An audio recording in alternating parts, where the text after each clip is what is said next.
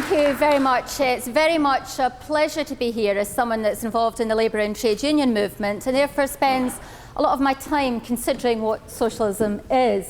I also spend a lot of time listening to some of my colleagues on the other side of this debate tonight in the House of Commons, and it's quite interesting to hear a lot of the same insults and phrases that are thrown across the chamber at the Labour benches used here again today, although I've never actually heard the example of Jamaica used before, and I must say I was quite interested in that example because I actually lived in Jamaica around the time that Andrew Rossingdale was talking about, when Michael Manley, of course, was the Labour Prime Minister of Jamaica and was trying to do such radical things as set up a national health service and bring in some of the social systems that we have in Britain. And of course, the United States of America and those who see social democracy and socialism as an enemy politically intervened and financed through CIA-backed violence the unstabling of that government. And as a result of that, my family had to leave, but many, many other people lost their lives. And it's quite interesting the passions that arise around these issues and the steps that are taken against those who try to argue that the way we organise things at the moment isn't the only way that you can do things, that another world is possible, and that we can actually do things in a better way. Because the ideas of socialism, frankly, haven't really come around about in places like these.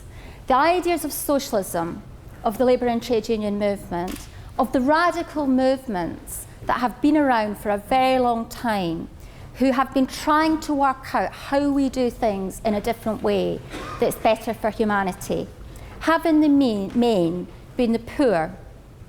They have been those that have lived in grinding poverty, who have faced exploitation, who have felt anger, and have tried to organise themselves to create something different. It's a pleasure to be here. I believe that socialism can work. I think we have many examples round about us of socialism working, and I think some of my colleagues are going to talk about some of those things today. And in general, those are parts of our society that ordinary people have fought for. Because the kinds of social advances that we've seen, whether it's the right to vote, universal suffrage, the right of poor people to have any kind of say whatsoever, the welfare state, the health service, health and safety in the workplace, the right to decent wages, to pensions, all these things haven't been given, they've been fought for. People have struggled for these things because they have believed that it is possible to do things in a different way, and they have believed it is possible for us to live in a more equal society. Point of information. I'd be delighted to take an intervention. It seemed to me that most people got the right to vote, and there's a very extensive welfare system in Britain long before socialism was dreamt up and became a party here. I don't think the honourable gentleman knows his history. The reality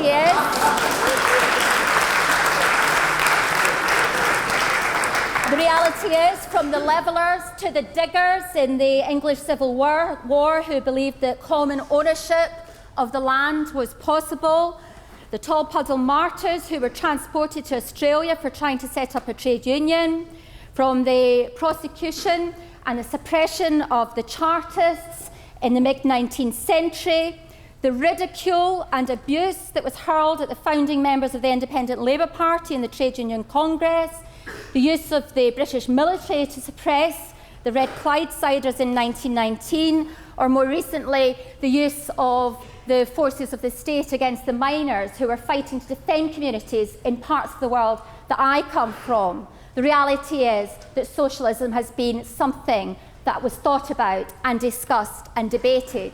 And if you look at my heritage, if you look at my background, if you look at the mining communities that I come from, the reality was we were slaves. There was something called thurlage, which was literally slavery. And eventually a piece of legislation was brought into effect, which I learnt about when I studied law, although I'd been told about it by my family long before that, called the Thurledge Act, which meant that if you worked in the mines, and they were gated mines, and you escaped for a year and a day, you won your freedom. But before that legislation, you did not have freedom. And it's the people in those communities that talked about doing things in a different way and created the value system, the ideology, the arguments, yes, that we have about what socialism is and what we want it to be, and how we try to get a better way of doing things. If you look at other bits of my family, if you look at the Crofters in the Highlands and Islands, they too faced the exploitation of the landowners, and they dreamed of doing things in a different way. And now we have common ownership, colleague, in many parts of Scotland. And we have legislation that enables communities to buy out islands and pieces of land, so they've got a way of having some kind of control, rather than, frankly, having to rely on the ownership of wealthy landowners who sometimes are members of the House of Commons, but regularly don't live anywhere near the communities that they own.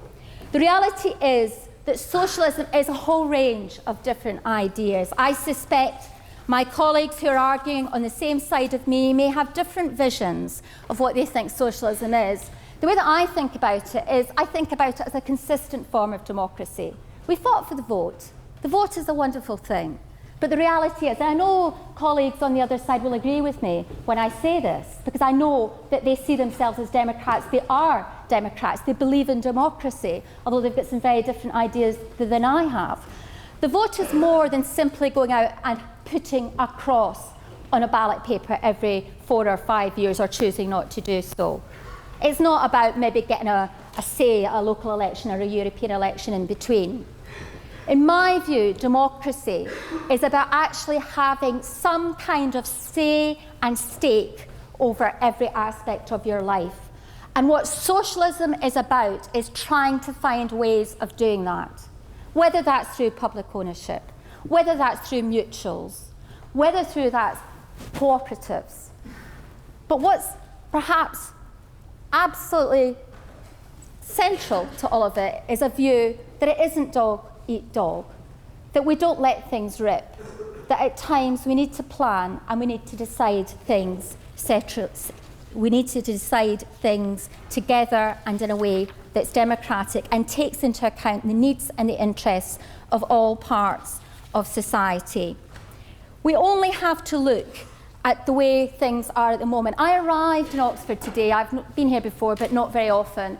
And the thing that struck me as I got the taxi to here tonight was how I could be in so many different parts of Britain with all the chains, because the reality is very few people own Britain now. Private profit and competition are central to capitalism. And if we look at the energy market, we know the big six make all the decisions. But when we look at other parts of our society, when we look at the restaurants, the supermarkets, the coffee chains, the companies that own the shops, increasingly, capitalism means monopoly. It means a society where actually we don't really have a say, because there's only 10 big companies that own almost everything. What I say to you tonight is there's lots of examples of socialism working in this country and many, many other countries in the world. Most of the rights that we have are because we fought for socialist values.